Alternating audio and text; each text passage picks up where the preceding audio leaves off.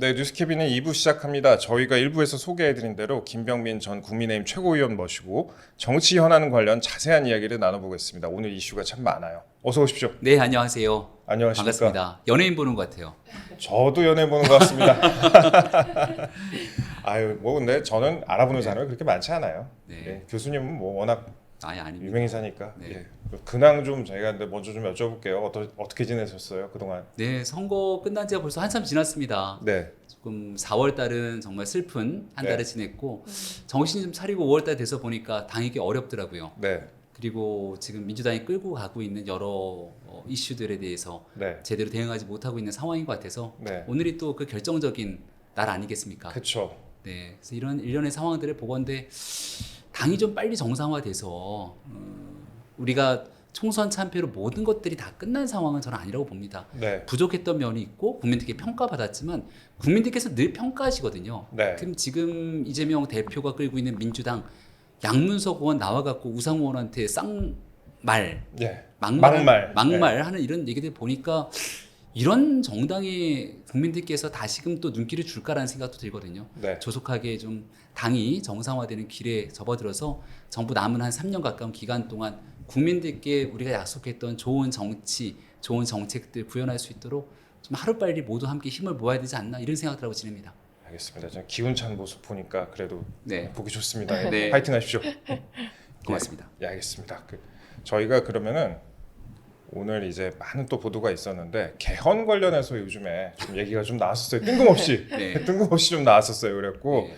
원래 이제 나경원 당선인께서 이제 어제 그 프레스센터 뭐 토론회 가가지고 이 개헌 관련해서 뭐 모든 것을 열어놓고 논의해야 된다 이렇게 얘기를 하면서 약간 임기 단축 부분도 살짝 말씀을 하셨다가 오늘 이제 그것은 아니고 임기 5년이 원칙이고 뭐 기본이다 이렇게 또 진화를 하셨는데 개헌 얘기 좀 어떻게 보세요?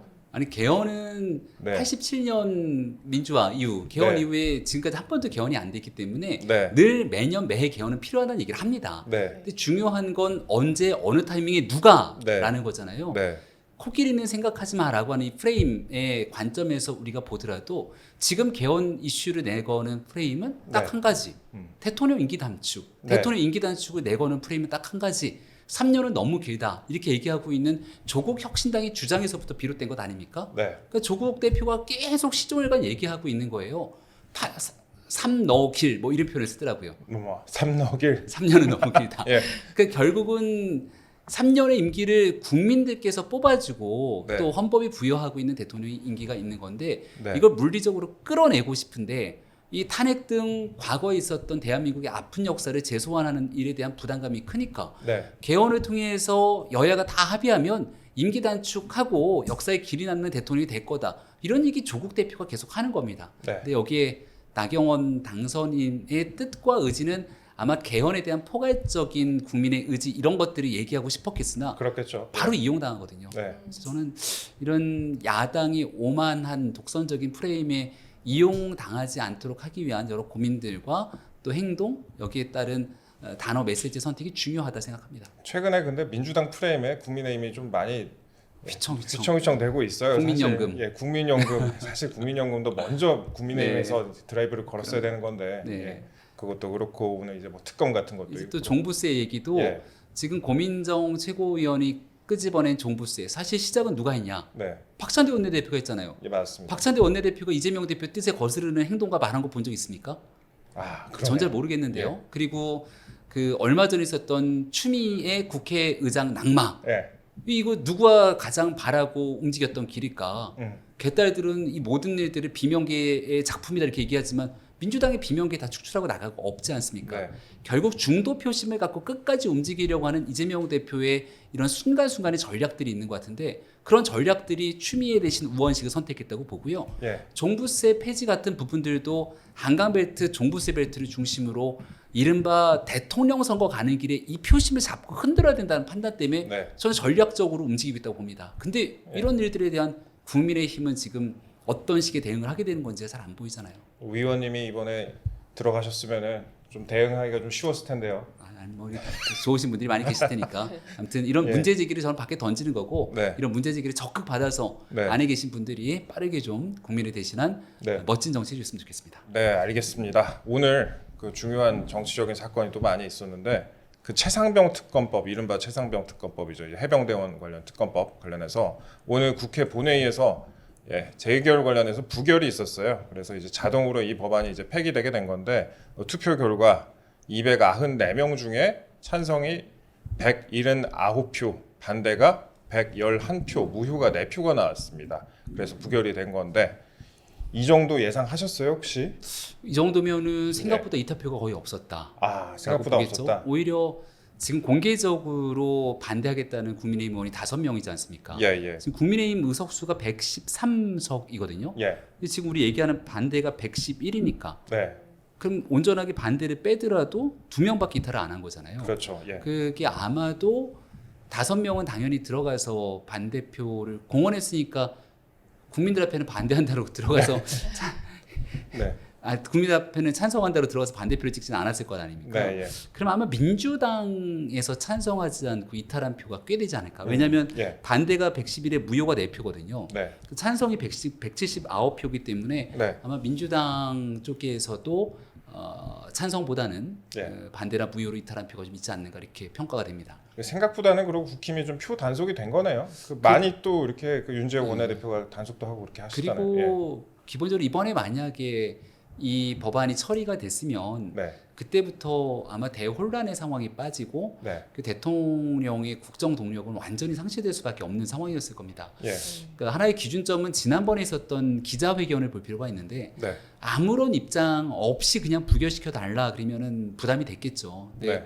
기자회견을 통해서 일단 공수처 수사를 좀 지켜보자. 네. 그리고 공수처 수사를 통해서 미진하면 그때는 먼저 특검을 요청하겠다 이렇게 얘기를 했기 때문에 네. 일단 대통령의 기본적인 최소한의 발언이 하나 있었던 것 같고 네. 두 번째 국민의힘 입장에서의 부담감과 고민 중에 하나는 이게 합의 처리된 게 아니라 일반 강행 처리를 한 거거든요. 네. 예. 특검 법안을 과거 최순실 특검도 마찬가지고 드루킹 특검도 마찬가지겠습니다만 이걸 일방적으로 그냥 야당이 우리가 날치기라고 얘기하듯이 가서 강행 처리한 거를 제의 요구가 들어왔을 때 그걸 다시 합의, 재수정, 조정해갖고 올리는 게 아니라 그냥 도장을 찍어준다는 거는 예. 사실 국민의힘 입장에서 조금 고민이 됐을 거라 그런 절차적인 문제 플러스 대통령의 기자회견에서의 발언 두 가지가 좀 주요했을 거라고 봅니다. 알겠습니다. 그럼 이 정도 이제 이타표가 이 정도로 적게 나왔으면 앞으로 예. 당정 관계에 있어서도 크게 무리는 좀 없을 거라는 생각이 드네요. 당분간은. 근데 이건 21대 국회고요. 그렇죠.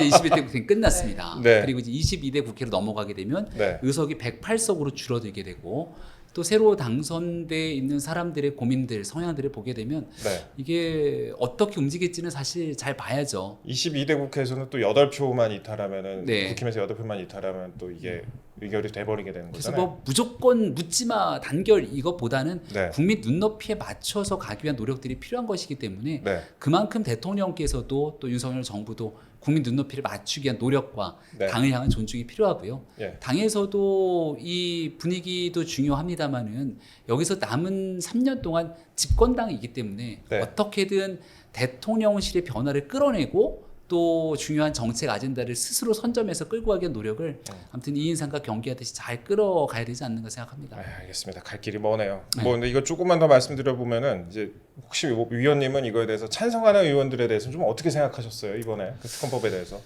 뭐 김웅원이야 애당초 처음에 네. 얘기를 했으니까 그렇다 치고 네. 안철수 의원이 조금 왔다 갔다 하는 모습을 보였죠. 예. 안철수 의원도 논외로 하고 이제 남은 2명이 유이동 의원과 마지막 비례대표는 김근태 예. 의원인데 비례 승계 청년 의원입니다. 네. 그러니까 국민의당이 있었으니까 이제 국민의힘의 기본적인 골격이라고 보기 좀 어렵고요. 그럼 이제 남은 게 종로의 최재형 의원과 의원님. 유이동 예. 의원 둘인데 네. 서울과 경기 수도권 선거에 나가서 좀 큰 표차로 떨어졌습니다. 네. 아마 선거 결과에서 나타났던 민심이나 이런 걸 보면서 고민들이 좀 많지 않았을까 생각을 하는데 네. 다만 조금 아쉬웠던 건 여기서 나는 가서 찬성입니다라고 하기 전에 네. 그러면 공수처 수사에도 불구하고 미진하다면 특검을 하겠다는 거지 않습니까? 네. 저는 그렇게 진해대 공산이 커서 계속 끌려다닐 가능성도 있다고 봅니다. 그럼 선제적으로 우리가 너희들이 낸 특검 법안은 이런 문제가 있기 때문에 네. 우리 국민의힘은 언제까지 공수처 수사에도 불구하고 이런 기간 그리고 만약 수사를 한다면 수사 대상은 어디까지 네. 그리고 이런 내용들을 바탕으로 우리 안을 좀 만들 수 있도록 하자고 지도부에 대한 설득 작업들이 필요했을 텐데 네. 이제 그런 부분들이 없었다는 아쉬움. 더군다나 유이동 의원은 바로 직전에 정책위장이었어요. 그렇죠. 예. 바로 직전 지도부였기 때문에 네.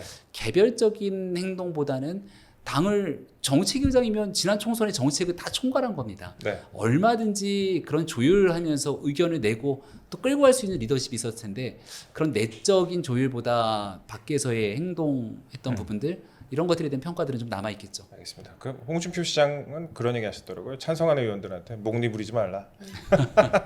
홍준표 시장님은 요즘 네. 발언이 너무 세서. 네. 그런데 이제 다음 소식도 우리가 또 다뤄볼 내용이 있는데 그 윤석열 대통령의 이른바 그 경로를 두고도 여러 가지 보도가 나오고 있어요. 뭐 공수처가 경로를 언급한 뭐 녹취 파일을 언급했다느니 이런 보도도 나오고 그다음에 뭐 여러 가지 그 경로설에 대한 다양한 보도가 나오고 있는데 그 제가 좀 궁금한 게 대통령이 이 해병대원 그 사망 사건 관련해서 그 무리한 수색 지시에 대해서 경로를 하면 안 되는 건가요? 일단은 경로라고 하는 표현과 그 예. 경로 때문에 결국 수사 외압으로 이어졌다라고 하는 프레임들을 네. 계속 얘기가 진행되고 있기 때문에 네, 이걸 좀 잘 분리해서 볼 필요가 저는 있다고 봅니다. 네, 제가 제일 그 중점적으로 봤던 뉴스는 지난주 금요일 정도에 나왔던 SBS의 단독 보도였는데요. 네, 예, 예. 그게 이제 그 초급 간부뿐 아니라 전체적으로 한 8명 정도에 대한 맞습니다.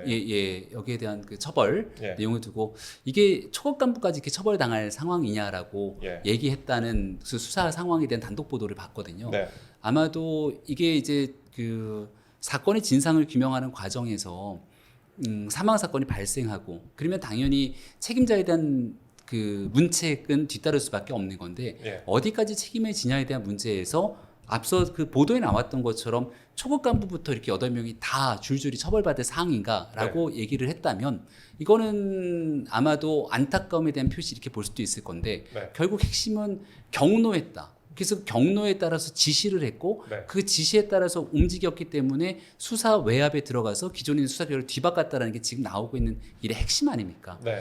그래서 저는 이 부분에 대해서 계속 수세적으로 계속 밀려가면서 결국은 야권에서 제시하고 있는 것처럼 봐라 다 맞지 않냐 이런 방식의 프레임에 얽히게 되거든요. 결국 경로라는 두 글자만 대중의 기억에 딱 남게 되잖아요. 그래서 저는 이거를 또 최근에는 국민의힘 의원들이 나와서 경로가 무슨 죄냐 네. 이렇게 얘기하니까 저쪽에서는 봐라 니들 인정했다. 경로를 결국 인정하고 자백하는 거네. 네. 그러니까 모든 게 자꾸 끌려다니는 상황이 온다는 거죠. 네. 그래서 그때 나왔던 그 SBS 보도는 이거 뭐 국민의힘 편을 들어주려고 대통령실 편을 들어주려고 하는 것도 아니고 예. 수사 결과의 상황들을 바탕으로 단독 보도를 했는데 이런 내용에 따라서 진짜 사건의 진실은 무엇이었는지 네. 또 안타까운 사망 사건에 대한 내용의 진실 규명은 반드시 필요하지만 이거를 거기서 그 모든 사람들에 대한 전체 처벌로 가는 것이 과연 능사였는가 아마 이런 평가들이 내부에서는 어떻게 있었는지 좀 객관적으로 들여다볼 수 있는 그런 내용의 접근이 필요할 텐데 좀 많이 꼬여있다 이렇게 생각합니다. 저도 그 SBS 보도를 보면서 오히려 보셨어요? 국민의힘이 저도 네. 똑같이 느꼈어요. 네. 국민의힘이 이걸 오히려 이용할 수도 있겠다. 그거를 뭐 적극적으로. 아무도 얘기 안 하더라고요. 예. 그리고 SBS 단독 보도에서 이거 국민의힘이나 여기 네. 편들어줄 이유가 없는 거잖아요. 그렇죠. 그냥 있는 그대로 그 사건에 대한 네. 보도였는데. 그 수사 결과에 대한 내용을 보고 쓴 건데 네. 왜 이걸 아무도 얘기하지 않을까? 근데 갑자기 느닷없이 경로가 죄냐 이렇게 나오니까 네. 너네 자백했네 막 이렇게 가잖아요. 그래서 아무튼 네. 프레임이 참 그래요. 밖에서 네. 보기에도 알겠습니다. 뭐 네. 그건 뭐 그 정도 하고요. 그다음에 근데 최근에 또 언급됐던 뭐 다양한 사건들이 많이 있는데 지난주에 그 보면 한동훈 전 위원장이 당 대표가 되면 윤 대통령이 뭐 탈당할 것이다 이번 얘기도 많이 돌았죠. 이 얘기는 사실 한 달 전부터 돌았던 얘기고, 네. 그다음 에 기사도 나왔었는데 이런 거는 누구 입에서 이렇게 비롯돼 갖고 이렇게 전파가 되는 거예요? 여의도에서. 얘기하는 사람들이 있죠. 예. 전당대회를 보게 되면은 심평 변호사 같은 분이 네. 예. 안철수 당대표 되면 대통령 탈당 뭐 이런 네. 얘기를 했던 거로 기억이 나고요. 네. 그 언론에 나가게 되는 이제 익명성에 기한 뭐 친윤계 한 의원에 따르면 뭐 이런 네. 게 나오는 거 아닙니까? 맞아요. 예. 예, 그래서 한동훈 위원장이 네. 당 대표가 되면 나도 거취를 뭐 결정하고 당을 떠날 수 있다는 얘기를 하면서 음. 대통령에 대한 탈당 문제까지 거론하게 되는 기사 보도 네. 이런 얘기들이 그럼 결국 이분들은 보면 대통령을 도와주려고 하는 얘기들이잖아요. 네. 그 대통령이 원하는 방식대로 갔으면 하는. 근데 결과로 놓고 보면 결국 대통령에게 아무런 도움이 되지 않는 일들이 계속 나가고 있다고 생각합니다. 지금 대통령이 여론조사상 지지율이 좀 낮습니다. 네. 사실 정당 지지도보다도 더 낮아요. 뭐 최근에 그렇게 나왔더라고요. 예, 예. 그러면 위축돼 있잖아요. 예. 어렵고 힘들잖아요. 그럼 여기서 대통령 경로 뭐 그럴 수 있지. 대통령 뜻대로 다 움직여야지가 아니라 네. 어떻게 하면 낮은 지지율을 국민들의 마음을 얹을 수 있도록 도와줄까를 고민해야 되는 것 아닙니까? 윤한 갈등 다 알려진 것처럼 한동훈 위원장이랑 관계 안 좋은 것처럼 보도가 되고 네. 실제 그런 것처럼 비춰지고 있잖아요. 네. 그럼 한동훈 안 돼. 그래서 당신 나오면 대통령실이랑 큰일 나니까 나오지 마. 나오면 대통령 탈당할 거야가 아니라 어떻게 물밑에서 좀 조율해서 이 관계를 같이 끌어내고 한동훈 위원장이 모여져 있는 팬덤들이 나날이 강화되고 지지도 보면은 강력한 대권주자, 당권주의 지도가 나오잖아요. 많이 늘었더라고요. 팬카페는 뭐 7만 명도 넘었다고. 그럼 이거 버리고 갈 겁니까? 예. 버리고 가서 다음 대통령 선거 어떻게 치러요? 음. 다음번에 있게 되는 가장 2년 뒤에 있는 지방선거 한동훈 위원장뿐 아니라 당에 있는 모든 사람들 다 끌어안고 바깥에 있는 사람 끌어와야 선거가 되지 않습니까? 그런 의미에서 대통령을 오히려 더 계속 고립시키는 듯이 만드는 이런 주변 사람들이 참 문제다. 예. 홍준표 시장도 마찬가지. 아이고 보실 것 같은데. 네네. 그래서 중앙일보에서도 그 말씀하신 것처럼 그런 보도가 나왔었잖아요. 네. 그 탈당설 윤석열 대통령의 그 탈당설을 두고 그 한동훈 전 위원장의 그 띄우기 이런 것에 들어간 것이 아니냐 이런 얘기 그 보도가 또 네. 있었잖아요. 한동훈 시각에서. 측에서 네. 오히려 띄운 것 아니냐. 네네. 그래서 근데 네. 그게 친한계 인사들이 뭐 네, 갈등 주로. 부각해서 뭐 그런 오히려. 거 아니냐 이런 네. 보도가 자작극 있었겠죠. 아니냐 이런 예. 건데 네네. 그게 한 위원장한테 실익이 있나요? 저는 어떤 실익도 없다고 생각합니다. 그리고 뭐 한동훈 위원장 본인 입장에서야 총선 패배 이후로 아마 되게 고민이 많을 거예요. 네. 근데 여기에 느닷없이 총선 백서 TF를 띄우면서 한동훈 지우기에 들어가고 네. 또 일각에서 한동훈 책임 있다. 다시는 얼씬도 거리지 마라. 폐쇄자 운운하고. 그러니까 선거에 지긴 졌는데 이게 다 한동훈 책임인가? 라고 보면서 한동훈 위원장이 열심히 했던 내용들을 기억하고 있는 사람들이 이건 아니지. 이렇게 역작용으로 또 모이는 것 아닙니까? 그러니까 백서가 근데 네. 어떻게 될 것 같으세요? 보니까 뭐 생각보다 이게 원활하게 잘 안 되는 것 같아요. 백서 뭐 물 건너갔어요. 물 건너갔어요? 제가 예. 지난 총선 끝나고 네. 1년 동안 비상대책위원회 했는데 네. 그때 백서 혹시 기억하세요? 책도 다 내고 했는데 전 기억이 안 진짜 나요. 아무도 예. 기억하지 못할 네. 겁니다. 아마 그러면 그 백서 총선들이 다 꺼내 보고 스터디도 하고 해야 되는데 네. 아무도 보지 않았잖아요. 사실 이제 조정훈 그 TF 위원장이 예. 그런 말씀하셨잖아요. 본인이 이제 당 대표 안 나간다고 하면서 이제 그 다 관련된 분들 면접을 봐야 되는데 면접 조사죠. 면접 조사를 해야 네. 되는데 사실 뭐 한 위원장 등등 뭐 다양한 분들 정영환 위원장 등등 뭐 조사를 해야 되는데 이게 사실 잘 되겠느냐 뭐 이 세간에 이런 얘기도 좀 있고 그랬잖아요. 백서를 남한테 보여주려고 하는 게 아니잖아요. 예, 예. 백서를 기록해서 그 백서로 교훈을 삼고 같은 실수 반복하지 말자는 것 아닙니까? 네. 근데 지금은 자꾸 누군가를 위해서 보여주고 국민한테 제 책임이에요, 제 책임이에요 이렇게 하려는 듯한 뉘앙스로 딱 굳어져 있기 때문에 지금의 백서 활동 큰 의미가 없다고 보고 네. 남은 기간 동안 TF 해체 안 할 거잖아요. 네. 밖에 얘기하지 말고 언젠가 누가 보고 교훈을 찾을 수 있게 기록이나 꼼꼼히 했으면 좋겠어요. 제일 중요한 거. 저 선거 치르는 마지막 순간까지 여론조사 못 봤거든요. 그 얘기 많이 의원도 의원도 여기 나와서 그 얘기 하셨어요. 네. 네. 선거 치르는 마지막 순간까지 민주당은 여론조사 돌리면 후보한테 다 갖다 주는데 네. 우리는 내가 진짜 익명 말은 얘기 안 하겠습니다만 당시에 제발 여론조사 좀 보여주세요. 제발 네. 제발 전화하니까 전화 안 받아. 문자 보내는데 문자 씹어. 네.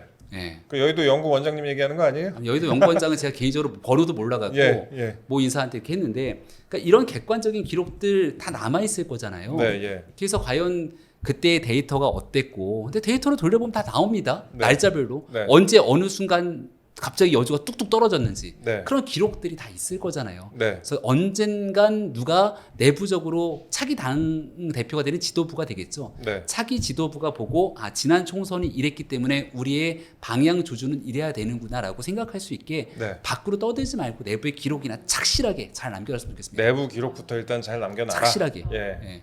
네, 그리고 또 그 홍준표 시장은 여당이 대통령 보호를 못하고 지리멸렬하면 윤 대통령이 중대 결심을 하지 않을 수가 없다 이런 말씀을 하셨었잖아요. 아까 맥락이랑 똑같은 네. 거 아닌데 왜 홍준표 시장이 네. 관심법을 쓰십니까? 관심법. 예. 네. 대통령의 마음을 어떻게 그렇게 잘 알죠?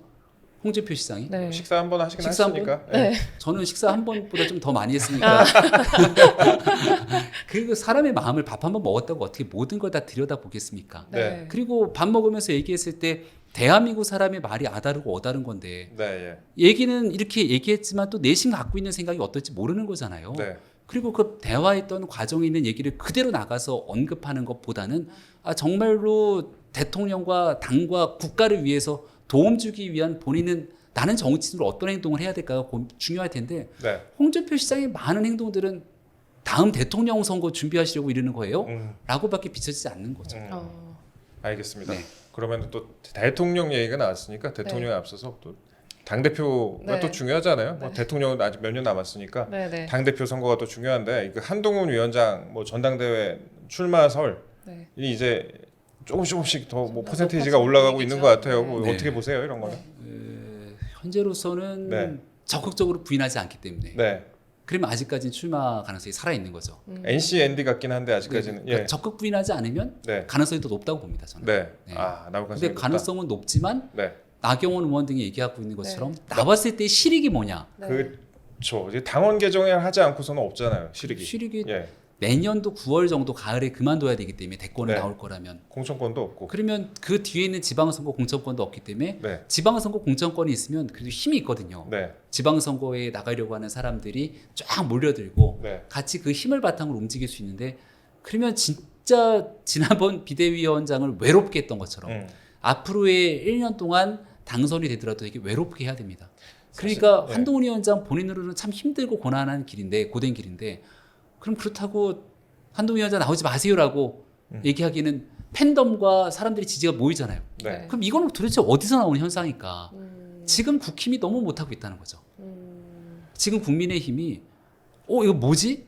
이대로 갔다 정말 큰일 나겠는데? 라고 하는 생각에서 한동훈 위원장한테 받던 기대감들을 그래도 나와서 좀 보여줬으면 하고 있는 마음들이 모여 있는 거라 과연 개인적인 실익은 없더라도 네. 한번 한동훈 위원장이 출마해서 당을 한번 제대로 일으킬 수 있는 그 불타는 열의를 한번 보여줄 것인가가 마지막 남은 고민이지 않을까. 그렇죠. 뭐 근데 일각에서는 그런 얘기도 하잖아요. 나 1년 동안 이제 그 내년에 이제 공천권도 없는 상황에서 대표를 한다고 해도 제대로 이제 국힘을 리빌딩을 할 수 있을 것이냐. 뭐 김종인 전 위원장도 뭐 최소 1년을 쉬어야 되는 거 아니야? 또 이렇게 얘기를 하는데. 김종인 위원장과 딱 1년 동안 당을 리빌딩했습니다. 선거도 없었지만. 예.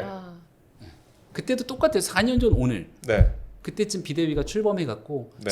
4.7 보궐선거가 생기는 건 그 다음 7월 달 일이지 네. 그때는 보궐선거가 있을 거란 생각을 하지 않았습니다. 네. 하지만 이대로 가면 우리는 다음번에 대통령 선거 집권할 가능성이 거의 제로로 수렴한다. 네. 이 당을 뜯어고치지 않으면 미래가 없다. 그래서 네. 저한테 제일 먼저 줬던 미션이 야 네가 가서 정강정책 싹 바꿔라. 네. 난 관여 안 할 테니까. 네. 딱 30대 40대 수도권 젊은 사람들의 마음에 맞춰서 네. 그래 당을 리빌딩 했잖아요. 네. 하다 보니까 갑자기 보궐선거가 생겼고 네. 그러면서 이 보궐선거를 압승으로 이끌고 나니까 이대로 가면 되겠는데 싶은 전당대회에서 그럼 젊은 당대표 한번 만들어보자 이런 분위기가 네. 나타나고 그러니까 이게 그냥 지리멸렬하게 있다고 네. 네. 뭐가 어느 날 갑자기 쭉 되는 게 아니라 그 빌드업 과정들이 중요한 겁니다. 네. 근데 분위기라는 게요 한번 져요. 강서 보궐선거 참패가 저는 첫 번째 신호탄이었다고 보는데 17%. 네. 세게 집니다. 네. 그때도 끝나고 나니까 왜 그때 얘기하지 선거내면 안 된다고 하는 그게 별로 바뀌지가 않았어요. 네. 그리고 나서 이뇨한 혁신위원장 왔지만 혁신하자고 하자고 했는데 누가 들었습니까? 네. 그러면서 어렵사리 한동훈 위원장이 왔는데 그때 너무 늦게 오고 네. 또 여러 갈등들이 있었잖아요. 네. 총선 참패합니다. 네. 이대로 가면 계속 패배주의의 길에 빠져가는 거예요. 이걸 한번 정말 쾌도를 한번 빡 끊어주고 네. 우리 죽지 않았다. 할 수 있다. 그러면서 누가 제대로 치고 나가면서 한번 이 그 생기를 네. 확 돋게 만들어주고 앞서 제가 얘기했던 것처럼 국민연금, 개헌, 종부세 모든 이슈를 민주당이 그냥 네. 이렇게 막 단독 드리블해서 가는데 네. 국민의힘은 멍하니 쳐다보고 있잖아요. 네. 이거를 딱 끊고 우리 주도권을 가져오고 민주당이 갖고 있는 사법 리스크 양문석 한두 가지입니까? 이거를 주도적으로 끌고 갈 수 있는 판을 한번 바꿔줘야 되는데 그거를 누가 좀 해줬으면 좋겠다. 그렇게 된다면은 네. 뭐 이번에 선거랑 관계없이. 나올 가능성이 높다. 그렇게 해서 패배주에 빠져가고 있는 국민의힘을 누군가 제대로 끌어만 준다면 선거랑 관계없이 이게 가능하네 이렇게 보지 않겠습니까? 패배주의 타파를 위해서 나올 필요가 있을 것 같다. 그리고 그거를 또 1년 만에 성공시켜본 경험이 있는 네. 우리 또 김병민 최고위원님이 같이 하시면 또 네. 좀 더 힘이 되지 않을까요? 저는 밖에서 열심히 방송으로 힘을 보태겠습니다. 근데 또 의원님도 천목회로 또 활동하고 계시잖아요. 30대 40대 모임. 네, 네. 근데 이제 거기에 또 워낙 다양한 성향 분들 계시는데 또 그 중에서도 또 활발하게 활동하시는 분들 이 메시지는 또 친한이라는 이런 지적도 있는데 이거 어떻게 생각하십니까? 천목회가 네. 처음에 이렇게 소수의 사람들이 모여 있어서 저도 그때 들어가지 않았어요. 근데 그 30대 40대 정치인들은 거의 다 같이 함께 모여보자라는 분위기 때문에 지금은 숫자가 꽤 됩니다. 네. 거기는 딱 보면 대통령실에서 근무했던 사람들도 꽤 있고요. 제가 봤을 때는 그 친한계가 전혀 아닌 사람들도 꽤 많아요. 저는 원래 사람에게 충성하지 않는다가 제 모토기 때문에 네. 예, 저는 그냥 제 멋대로 제가 하고 싶은 얘기를 하고 있는 거고. 네. 근데 젊은 사람들 입장에서는 이건 아니다라는 생각을 강하게 갖고 있는. 지금 상황은 이건 진짜 아니다. 네. 지지율이 괜히 낮겠습니까? 네. 총선 참패 변화해야 되는데 당도 대통령실도 변하는 거 같지 않아요. 그럼 그 변화를 갈망하면서 제발 좀 바뀌었으면 좋겠다 이렇게 던지는 메시지들이 묘하게 한동훈 위원장의 행보들이랑 이렇게 좀 오버랩이 되는 것 같고 그 중에 네. 핵심적으로 박상수 변호사 네, 예. 이분은 친한계가 맞는 것 같습니다. 박상수 변호사가 막 세게 얘기하니까 네, 그 부분 때문에 그렇게 생각하시는 친한 게 거예요. 아니었는데 예. 그 많은 사람들 중에 한 분이죠. 그 네. 많은 사람들 중에 한 분. 여러 사람의 목소리가 오버랩이 있습니다. 된 것이다. 네. 뭐 이런 메시지로. 알겠습니다. 저희가 또 준비한 질문이 많은데 네. 최근에 이제 또 국힘에서 공격할 수 있는 부분도 있어야죠. 뭐 문재인 회고록으로 이제 최근에 네. 그 김정숙 여사 타지말 건 같은 의혹이 스스로 다시 불거지고 있잖아요. 네, 스스로 그 책으로 다시 불거지고 있는데 뭐 문다혜 씨 송금 의혹 같은 것도 불거지고 있는데 이런 거는 좀 어떤 식으로 대응을 해야 된다고 좀 생각을 하십니까? 이재명 대표한테 계속 물어봐야 될 것 같아요. 네, 이재명의 가장 아픈 고리가 저는 문재인 전 대통령이라고 생각합니다. 예, 어디나 다 아픈 손가락들이 있잖아요. 네, 문재인 전 대통령 얘기가 나오면 한마디 말이 없어요. 그니까요. 한마디 말이 네. 없어요. 타지마을 이슈에 대해서도 말이 없습니다. 네, 그 문 전 대통령이 지난 총선 과정에서 우리 진짜 큰일 날 뻔했거든요. 네, 낙동강 전설이 위태위태했습니다. 그렇죠. 여론조사 나중에 제가 기록 꼼꼼히 해놓으라 했는데 그거 보면은 그때 진짜 큰일 날 뻔했다니까요. 부산도 다 뒤집어질 뻔했고 문재인 전 대통령한테 선거운동 해주고 나서 좀 근데 뒤집혔잖아요. 예. 갑자기 문 전 대통령이 탁 나와서 네. 한 바퀴 문 전 대통령 입장에서 그럴 거예요. 그동안 정권 교체 당한 대통령이었고 네. 아무런 말을 할 수가 없었죠.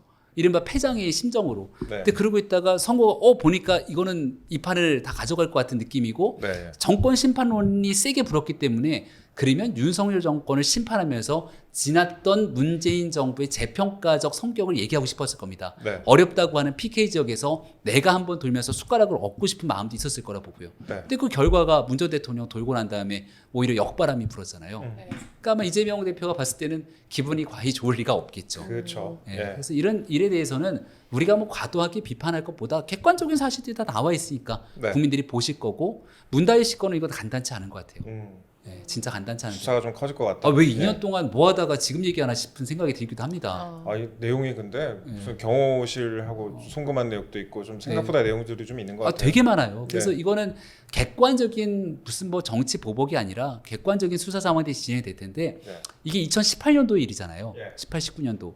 그때 무슨 일이 있었습니까? 18, 정권 교체가 되자마자 했던 2017년에서 18년 넘어가면서 17년, 18년은 누가 뭐래도 적폐청산이라고 하는 미명 아래 그냥 광풍처럼 쓸어갔잖아요. 적폐청산. 그 문재인 정부가 그렇게 적폐청산하면서 쭉 쓸고 가고 있을 때 일어났던 일입니다. 네. 그러면 최소한 본인 가족에 관련된 일들 속에서는 아주 명확한 법적 기준들을 가져가야 됐을 텐데 네. 이제 그러지 못했던 일이기 때문에 우리가 무슨 문재인 전 정부를 탈탈 털자는 얘기가 아니라 객관적인 기준 아래서 수사가 진행될 거고 그 내용들을 지켜보면서 이재명 대표한테 물어봐야죠. 이거 네. 어떻게 생각하냐고. 대답 안 할 것 같아요. 노려보는 거 아니에요. 네, 그리고 또 끊임없이 나오는 이야기인데요. 또 김건희 여사 특검, 김건희. 김건희 여사의 특검의 그 주장이 끊임없이 이제 이어지고 있는데 이 범위나 형식을 두고 또 여당이나 일부 법조계 비판이 나오고 있지 않습니까? 네. 근데 이에 대해서 또 김정숙 여사 특검부터 해야 된다 이런 주장도 나오고 있는데 이건 어떻게 저는 생각하십니까? 특검 프레임에는 좀 가두지 않았으면 좋겠다는 생각이 듭니다. 네. 이렇게 네. 계속 특검 얘기하면 결국 특검은 야당이 전유물이거든요. 근데 예, 거기에 예. 끌려 들어갈 수밖에 없는 형국이다. 그 예전에 이제 김민전 당선이 나오셔가지고 삼김. 네. 삼김 여사 특검하자 이렇게 네. 했었잖아요. 예. 야당이 웃던데요. 그래요? 아니 왜냐하면 잘못된 일에 대해서는 저는 윤석열 정부잖아요. 네, 예. 그럼 특검이라는 건 검찰과 경찰의 수사가 미진하기 때문에 특검으로 넘어가게 되는 건데 네, 이 정부의 검찰의 수사를 믿지 못하는 상황처럼 진행되지 않습니까? 네, 예. 그리고 앞서 얘기했던 문다혜 씨 건도 지금 결국은 전주지검에서 추가적인 수사가 들어가게 될 텐데 그렇죠. 이것도 뭐 믿지 못하니까 특검 가자 네. 이렇게 계속 진행되게 되면 이 정부 자체를 형해화시킬 수 있는 가능성도 있다고 봅니다. 알겠습니다. 일단은 검찰의 수사가 저는 오히려 미진했던 부분들이 있다면 그 검찰의 수사가 객관적인 진실에도 불구하고 왜 그동안 미진했는가를 먼저 질타할 수 있을 텐데 느닷없이 특검 하면은 저쪽의 공격의 빌미만 제공하고 실제로 나중에 특검의 키는 의석을 지금 190개 정도 뚱뚱하게 쥐고 있는 네. 민주당이 다 쥐고 흔들 건데 네. 우리가 쓰기에 적합한 카드는 아니라고 생각합니다. 아. 알겠습니다. 그러면은 저희 이제 질문이 몇 개 안 남아가지고 연금 개혁 관련해서 짧게 좀 말씀 네. 여쭤볼게요. 연금 개혁 그 최근에 이제 어제 그제 뭐 시끄러웠잖아요. 그 입장이 계속 엇갈리고 있는데 여야 간에 뭐 44%를 받느니 45%를 받느니 네. 하면서 이제 엇갈리고 있는데 일부 여당 인사들이 근데 모수 개혁이라도 먼저 받아야 된다. 그러니까 네. 퍼센테이지라도 이제 일단 먼저 받아야 된다 주장하는데 이 부분은 좀 어떻게 풀어가야 된다고 보세요? 모수 개혁이라도 받자라고 하는 부분들은 네. 일부 정치인들의 주장뿐 아니라 보수 언론에서도 논조를 네. 이제 비슷하게 잡아갑니다. 예. 연금 개혁이 굉장히 중요하고 시간이 지체될 때마다 매년 천문학적인 돈들이 나가게 되니 여기에 대해서 어느 정도 합의가 이루어졌습니다. 그거라도 해야 된다는 주장들이 힘이 실리긴 합니다. 네. 근데 연금은 누구를 위해 개혁을 하는 겁니까? 예. 국민을 위해 개혁하는 거잖아요. 네. 돈은 누가 내죠? 제가 내죠. 그쵸. 기자님도 내고 네. 다 같이 내지 않습니까? 아, 저는 거의 못 받을 거예요 아마. 예. 그러니까 회사에서 돈 연금 회사 다니시는 분들은 반은 국민연금 회사가 내주잖아요. 네. 근데 자영업하거나 저희 같은 사람들은 생으로 다 낸단 말입니다. 네. 9%도 비싼데 13%로 4% 올린다. 네. 국민적 합의가 되겠습니까? 음. 최소한 국민적 공감대가 될 수 있는 여건들이 충족돼야 되는데 네. 그렇게 중요한 거를 갑자기 느닷없이 21대 국회 끝나기 며칠 전에 그것도 연금 개혁을 총괄하고 추진해왔던 사람들의 목소리가 아니라 이재명 대표가 합시다. 네. 그럼 하는 건가요? 아. 그럼 거기에 대해서는 결국 마지막 연금 개혁에 대한 책임은 정부가 지게 될 텐데 그 돈 더 4% 올리는 거에 대한 그 엄청난 부담감들은 어떻게 진행됩니까? 그리고 더군다나 네. 아까 말한 것처럼 내는 사람 그리고 받는 사람 네. 우리는 갑자기 더 이렇게 내고 받을 때 되면 연금 없대는데 이렇게 가게 되면 젊은 층들의 반발은 가히 상상을 초월하게 될 겁니다. 이재명 대표 스타일을 툭 던지고 아닌 말고죠. 아마 이거 받기 쉽지 않을 걸 하고 툭 던져서 이슈를 예를 들어 보수 진영이나 일부에서도 이게 중차대한 국가 이슈기 때문에 해야 된다 이렇게 얘기하는 건데 네. 나는 하려고 했는데 정부가 안 하네. 이런 프레임을 씌우기 딱 좋고 했는데 만약에 여기에 대한 연금 요율이 올라가서 부담이 늘어나게 된다면 그 화살은 다 윤석열 대통령이 갈 수밖에 없게 만드는 그런 근데 상황. 이거 프레임인데 먼저 잡혀버렸어요. 그러니까 네. 네. 아주 모든 게 다 뜨거워졌죠. 프레임으로 기교되는군요. 그러게 네. 말입니다. 참. 네, 그리고 또 그 박근혜 전 대통령 시절에 그 문제가 됐던 그 정호성 전 네. 비서관은 인사가 또 논란이 있었잖아요. 요건 또 어떻게 생각하십니까? 정우성 전 비서관 저는 개인적으로 전혀 모르는 사람인데 네, 네. 정 전 비서관을 조금이라도 아는 사람들은 성실하고 일 잘하고 정말 야전친대 깔아놓을 정도로 뭐 정부랑 일만 생각했던 사람이다라는 얘기 한 가지. 네. 두 번째 수사를 해서 수사 결과를 보니까 결국은 이제 그 정권 차원에서 있었던 비리는 있었지만 개인 비리 같은 건 하나도 발견되지 않았다라고 하는 그쵸, 개인 비리는 네. 없었죠. 예. 그런 문제 두 가지를 얘기하면서 정호성이라는 사람 인간에 대한 평가를 많이 하더라고요. 네. 그래서 정호성 비서관에 대한 그런 그 호불호는 없습니다만 이 또한 프레임이죠. 네. 아, 네, 이 역시 전 프레임에서 네. 프레임으로 들어가기 네. 딱 좋은 인사를 한 거 아니냐 그런 사실. 프레임에 그냥 네. 걸어 들어가는 거죠. 네. 쓰는 순간 국정농단 수사 때문에 정권을 결국은 정의로운 검사로 공정과 상식으로 대통령이 됐는데 수사했던 사람이 다시금 여기에 비서관으로 와? 이거는 어떤 조합이지? 라고 얘기했을 때 나와서 저도 뭘 말을 해야 되니까 사람들한테 물어도 보고 저 사람은 어떻게 해나 들어도 봤는데 누구 하나 명쾌하게 설명하는 사람이 없습니다. 네. 네. 저도 설명할 수가 없죠. 네. 예. 그래서 좀 진짜 많은 사람들 총선 참패 이후에 막 대대적으로 혁신하는 겁니다.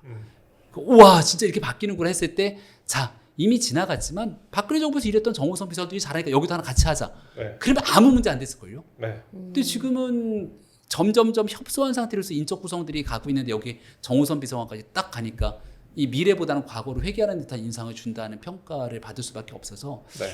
안타깝다라는 말밖에 드릴 말씀이 없네요. 알겠습니다. 오늘 저기 김병민 전 국민의힘 최고위원 모시고 여러 가지 얘기를 나눴는데 주로 안타깝다는 말로 네. 귀결되는 것 네. 같아요. 그리고 또 프레임과 프레임과 안타깝다. 오늘의 주제입니다. 알겠습니다. 그 끝으로 저희 시청자 여러분께 앞으로 우리나라 정치 좀 어떻게 됐으면 좋겠다, 국민의힘 어떻게 됐으면 좋겠다, 짧게 한 말씀 좀 부탁드릴게요. 네, 그 보통 해가 뜨기 전이 가장 어두울 때다 이런 얘기 하지 않습니까? 네. 지금 국민의힘도 그렇고 보수 진영 전체가 좀 많이 깜깜하고 어둡습니다. 한치 앞이 보이지 않고 빛이 없는 어둠처럼 비춰지지만 이 시기를 잘 뚫고 나가면 저는 환하게 이제 곧 해가 뜨기 직전의 상태로 올 수 있다고 판단되기 때문에 이럴 때 좀 지혜들을 모아야 되고 또 이럴 때 싸우지 말아야 됩니다.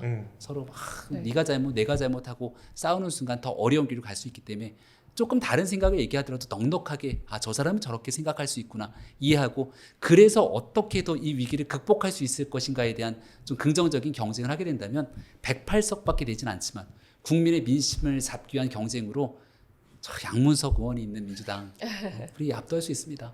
함께 응원해 주시기를 부탁드립니다.